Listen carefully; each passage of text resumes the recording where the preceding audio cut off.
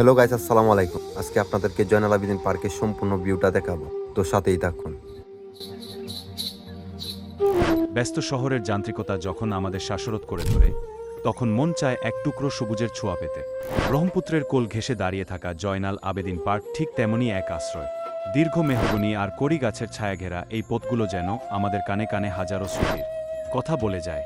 পার্কের ভেতরে পা রাখলেই চোখে পড়ে জীবনের নানা রং, কোথাও তরুণদের উচ্ছ্বাস, কোথাও প্রিয়জনের সাথে নিভৃত আলাপ। এই ছোট ছোট মুহূর্তগুলোই জীবনের বড় প্রাপ্তি। জয়নাল আবেদিন পার্ক যেন এক জাদুর কাঠি, যা নিমেষেই সব বিষণ্ণতা ভুলিয়ে দেয়। পার্কের প্রাণ হলো এই বয়ে চলা নদী, ঘাটে বাঁধা সারি সারি নৌকা আর মাঝিদের হাঁকডা।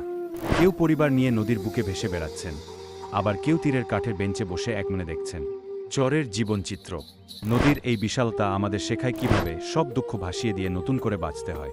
পার্কের আনাচে কানাচে ছড়িয়ে আছে কত শত গল্প, মাটির উনুনে কেটলিতে ফুটতে থাকা চা, আর সেই ধোয়া ওঠা কাপ হাতে আড্ডায় মগ্ন একদল মানুষ। পথের ধারের বিক্রেতাদের জীবন সংগ্রাম আর তাদের চোখে মুখে লেগে থাকা এক অদ্ভুত সরলতা, সব মিলিয়ে এই জায়গাটি কেবল বিনোদনের নয়, বরং মানুষের সাথে মানুষের সংযোগের এক অনন্য ঠিকানা। বিকেলের শেষ আলো যখন নদীর জলে প্রতিফলিত হয়, তখন পুরো পার্ক জুড়ে নেমে আসে এক মায়াবী নিস্তব্ধতা। রাস্তার ধারে চলে বসে থাকা সেই ছোট শিশুটি কিংবা নদী পার হওয়া সাধারণ মানুষ, সবার হৃদয়েই এই পার্কটি মিশে আছে আবেগের গভীরতায়। এই আলোছায়ার খেলায় আমরা যেন নিজেদের খুঁজে পাই বারবার। দিন শেষে আমরা সবাই একটু শান্তি খুঁজি। জয়নাল আবেদিন পার্ক আমাদের সেই শান্তির পরশ দেয়।